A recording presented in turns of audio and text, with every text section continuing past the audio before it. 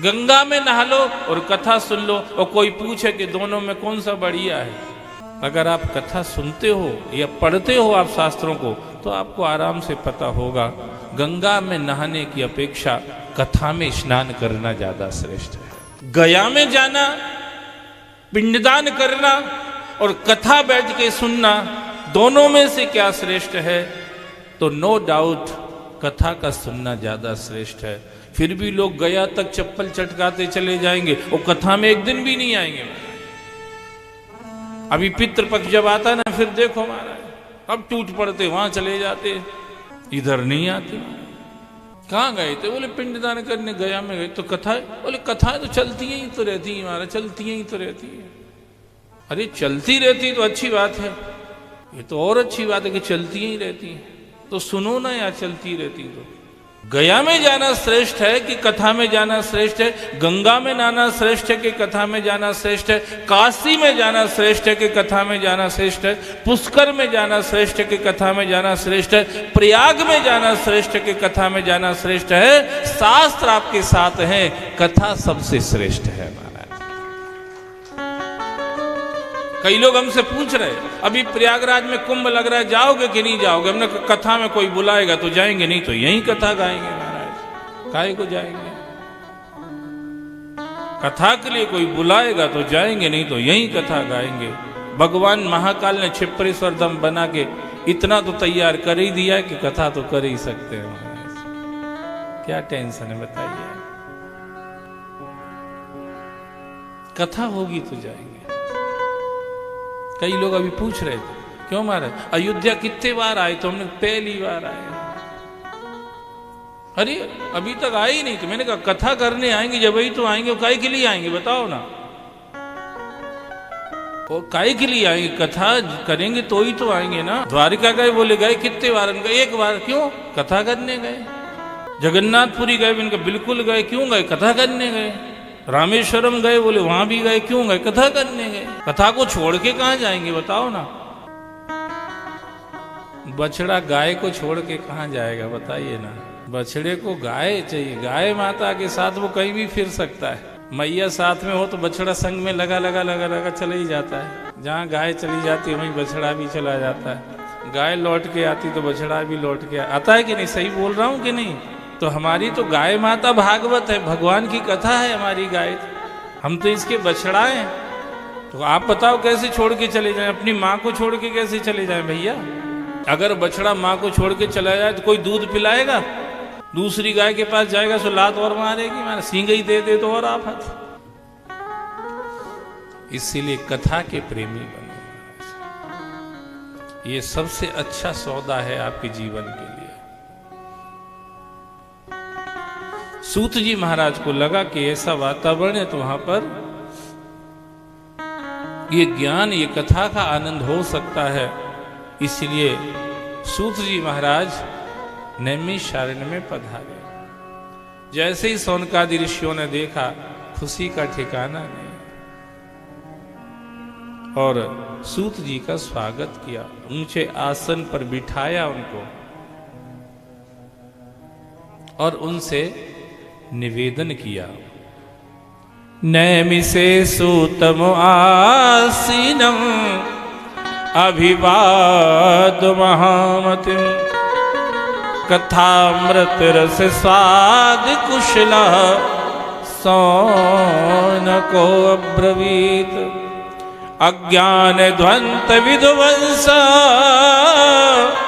कोटि सूर्य समप्रभ सूताख्याय कथा सारम मम कर्ण रसायनम भक्ति ज्ञान विरागाप्तो विवेको वर्धते महान माया मोह निराशस वैष्णवे क्रियते कथम। यही घोर कलो प्रायो जीव शुश्रुतांगतः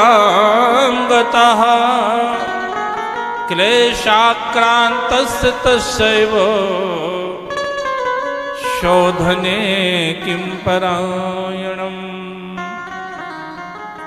ऊंचा आसन दे के बिठाया और कहा, हे सूत जी महाराज, आप तो ज्ञान के सूर हैं, करोड़ों सूर सदृश आपका ज्ञान है,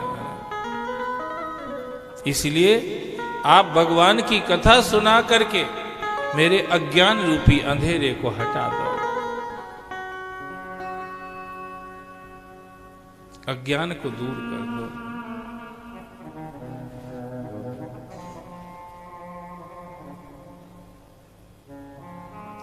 क्योंकि सामने कलयुग खड़ा हुआ है जो जीवों को आसुरी प्रवृत्ति की तरफ धकेलता रहता है।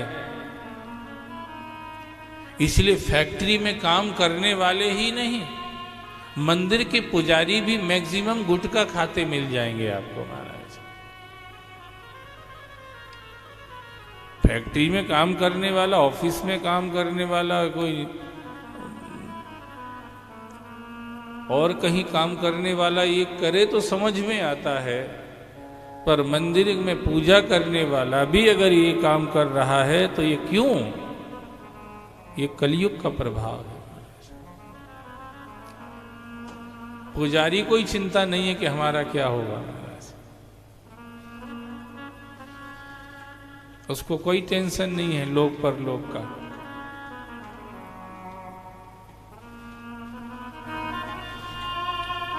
उसको तो यह है कि सिटी का सबसे महंगा वाला मिठाई का पैकेट कोई ला के चढ़ा दे यहाँ, और हम पॉलीथिन में रख के अपने घर ले जाएं, बस अपने बच्चों को अपनी मिस एज को खिलाएं महाराज, बस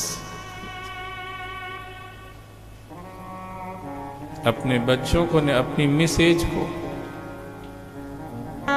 इतने से लेना देना। तो बताइए कैसे क्या होगा?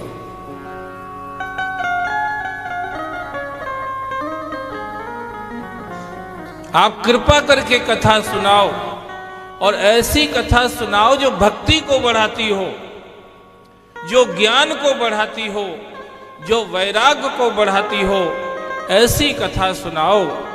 सूत जी महाराज ने कहा, शौनकादि ऋषियों, ऐसी कथा ही श्रीमद् भागवत की कथा है, ऐसी कथा ही भगवान की कथा है। भगवान की कथा के अलावा किसी और संसार की कथाओं में आपको रियल ज्ञान, सच्चा वैराग्य, सच्ची भक्ति नहीं मिलेगी। अन्य चर्चाओं से आपको संसार का ज्ञान मिलता है, अन्य चर्चाओं से आपकी संसार से प्रीति बढ़ती, भक्ति बढ़ती है, अन्य चर्चाओं से आपका संसार में राग बढ़ता है। अन्य चर्चाएं तो आपको ये चीजें देती हैं, सिर्फ भगवत चर्चा ही है जो आपके जीवन में सच्ची भक्ति, सच्चा ज्ञान और सच्चे वैराग्य का संचार करती है। संसार की चर्चा तो आपको भगवान से वैराग्य कराती है, भगवान से वैराग्य। तुम ही बन जाओ मीराबाई, कहती ना कुछ माताएं। तुम कहना अपनी अड़ोस पड़ोस वालों से, चलो कथा चल रही सुनने चलो, तो एक दो भले ही लाज शर्म में तैयार हो जाए, बाकी तो ये कहेंगी हिम्मत अगर उनने कर ली, तुम ही बन जाओ मीराबाई। हम तो घर में ही बड़ी आई मीराबाई, चली आई कथा में, चलो महाराज। काम नहीं है का, फुर्सत में बैठे हैं क्या? ऐसी मिलेंगी ज्यादातर महाराज।